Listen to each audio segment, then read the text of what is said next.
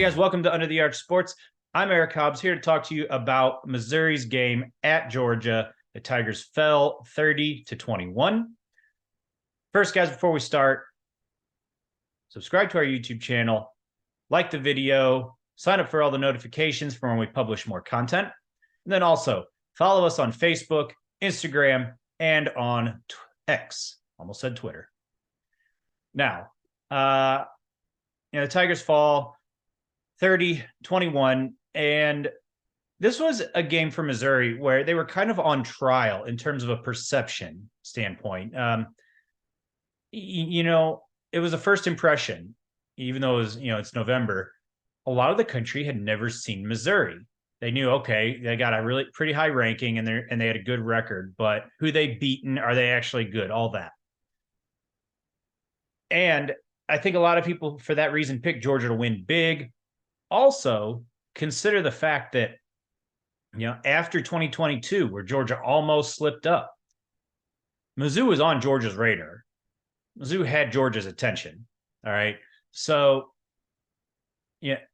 even with all that, I thought about picking Missouri in the upset in our preview video, just kind of on a hunch. And then the team that hadn't lost in 2 years plus gets ranked number 2 in the initial playoff rankings. And I said, nope, that team's going to be too pissed off. Georgia's going to win. No chance. And Missouri came in, and in the first half especially, I think they were the better team. And then, things just slowly kind of slipped away. The third quarter kind of told the tale and decided this one.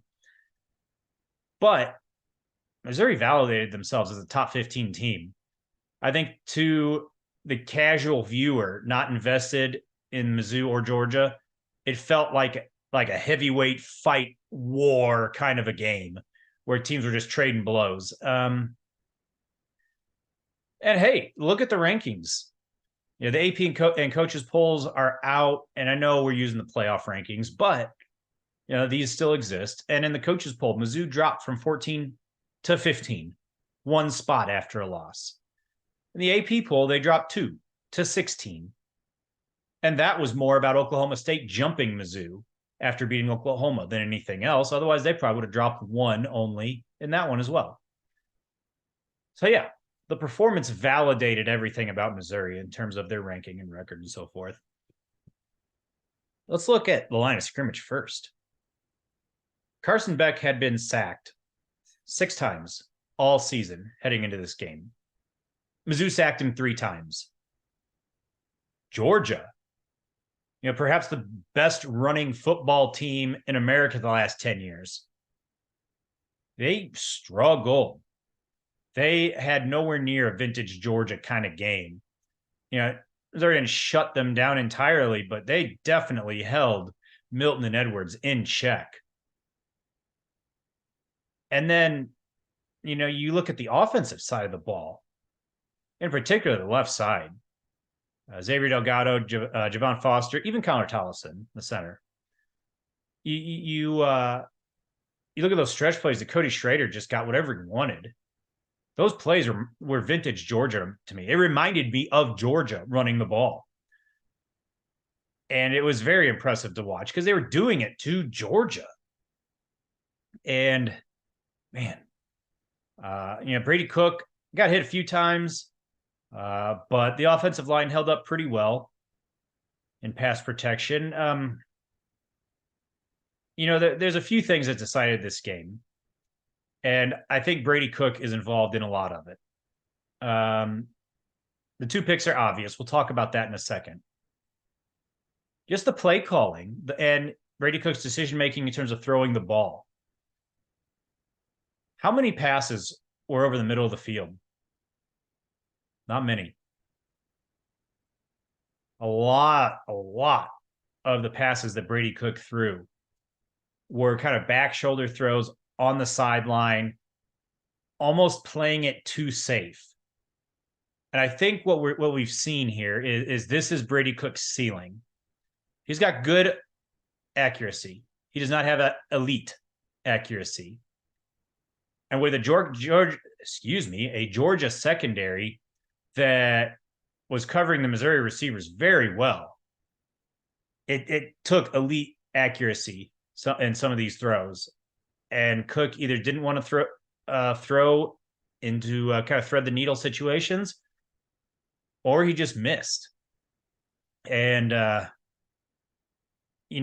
think we're seeing what Cook's limitations are.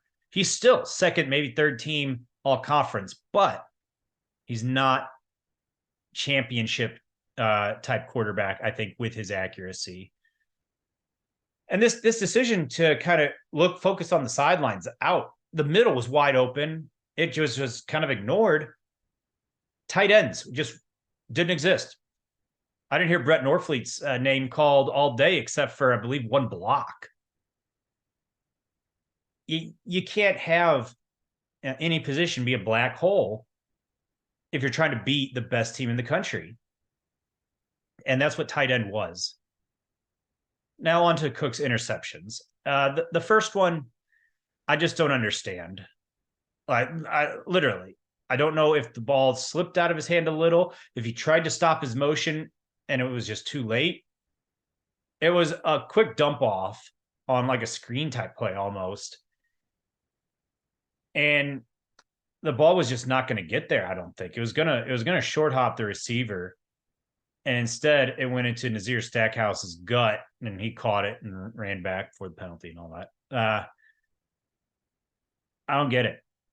It was just a weird play. It's frustrating because if you watch the play again, Mekhi Miller went in motion to the right side of the formation. He was so wide open. He was so wide open. He would have caught the ball a couple of yards beyond the line of scrimmage and run for at least 10 before he got hit. So that's a little tough to swallow, but it is what it is. The second one, I can't get mad at. Similar to the LSU game, Brady Cook was in a situation where he had no choice. At that point, Mizzou was down 9 points, 2 scores, and 2 minutes are just under to play. He had no choice but to force the issue. If you're watching the game, Aaron Taylor was saying that ball should have never left his hand. That was a terrible decision. On the surface, yes. I don't think Brady Cook makes that throw in the second quarter, for example, of this game, because it was a bad decision into double coverage. But Brady Cook had no choice but to force the issue down 9 points with two to play. You have no choice. So I can't get mad at him for it. The penalties, wild. Some helped Georgia for sure, but some did help Missouri. Notably, what could have been an interference call on a third down where Chris Abrams-Drain had his arm wrapped around receiver's waist while he deflected a ball. Didn't get called. Very easily could have, the way the refs were calling things. I thought the Georgia receiver on a quick out possessed the ball and then got smoked. They ruled that incomplete pass. I would have liked to have seen that reviewed because there was an immediate recovery. So they could have given the ball to Missouri, if I understand the rules correctly, ruled it a catch, fumble, an immediate recovery by Missouri, and it would have been Mizzou's ball at the spot of the fumble recovery. The officiating was a mess all the way around. The intentional grounding where they reviewed the spot, that's frustrating. That's tough. I'm still not sure how you overturn that, but that's neither here nor there. And I'm not trying to sound sour grapes because, as I said, Missouri did benefit from some calls as well. I think the upshot here is you're seeing that the gap has closed between Missouri and the best of the best, but there still is a gap. So understand that gap is there, but this now makes 2 years in a row that Georgia, had to sweat it out against Missouri. And in this one, in Athens, Missouri had the ball at midfield under 8 minutes to play with a chance to take the lead. If you're offered that the day Mizzou's suiting up to play South Dakota, you take that in a heartbeat. shoot, if you're offered that Saturday morning before the game, you take that in a heartbeat. If you say you wouldn't, you're kidding yourself. The last thing I want to talk about is at the end of the game, Georgia got the ball and they ran one play. Missouri did not call a timeout, so Georgia needed it, and that was that. There are those who think Missouri quit. They hated that. David and I had this discussion, and he hated it. I didn't have a problem, and I guess there's a thought of you play, you make them earn it, all this, that, and the other. All right, yes, all right, fine. If you assume that there's a sizable chance of them fumbling a quarterback exchange. To me, there were too many things Missouri would have had to have done, and combined with the injuries that Missouri had just had. Going back to Luther Burden getting hurt on that play in the end zone, and Reels George getting hurt like 2 plays before. I don't know how. I don't know how you don't just say enough's enough. Missouri would have had to have stopped Georgia from getting a first down on 3 plays. At the end of the game, the way Georgia was running, maybe, but absolutely no guarantee. At that point, say you do it. You're out of timeouts, and there's about a minute and a half. Georgia punts. You've got the ball. Call it your own 25. Missouri would have had to gone 65 to 75 yards, get a score, onside kick, recover it, and then go score again. That's too many things that I think are unrealistic, especially given the way Brady Cook was throwing the ball at the end of the game.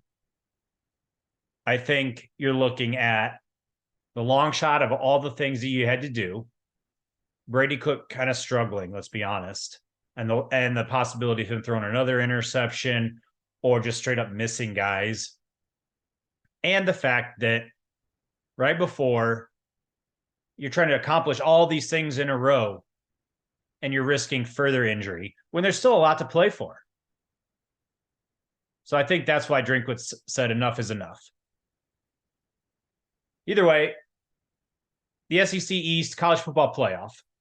Well, those are out the window. But come on. Even 3-4 weeks ago, were you even thinking about those? No.